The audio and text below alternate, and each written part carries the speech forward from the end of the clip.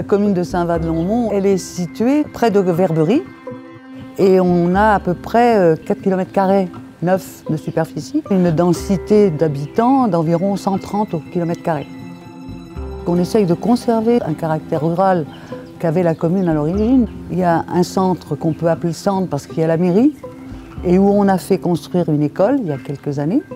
À la rentrée dernière, il y avait 74 enfants. Dans la mesure où on y accueille les enfants dès l'âge de 3 ans jusqu'à 10 ans à l'entrée du collège et qu'on leur offre en plus une garderie possible de 7 h du matin à 7 h du soir avec la garderie du midi avec cantine, etc.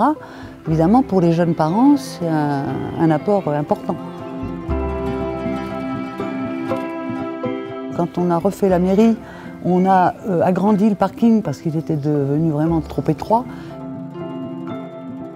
La salle polyvalente qui s'appelle la salle du Raveau, elle était à l'origine un préau en fait. Il y a déjà les enfants de l'école qui l'utilisent. Et cette salle, elle est aussi utilisée évidemment par les associations et aussi par les habitants pour les fêtes familiales.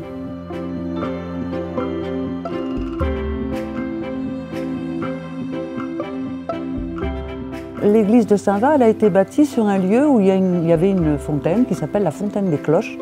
Et il y avait d'ailleurs à cet endroit-là une eau particulière, paraît-il, qui rendait aux enfants la possibilité de marcher. Et c'était un lieu de pèlerinage en quelque sorte.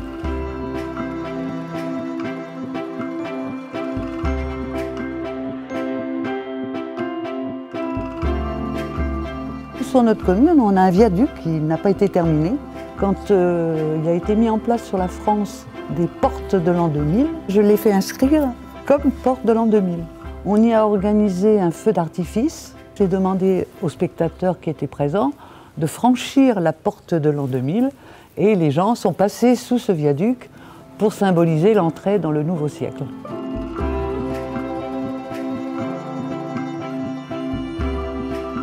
Nous sommes en train de refaire un PLU et on est en train de déterminer justement les zones sur lesquelles nous envisagerons de privilégier l'habitat. Essayer d'avoir quelques maisons de location et sur une autre zone de la commune, le long de la départementale, l'idée ce serait de faire une maison médicalisée accompagnée de quelques logements pour retraités. Je trouve que ça peut n'apporter que du bien. Travailler avec les gens de l'Arc, pour moi, c'est un plaisir, j'apprécie.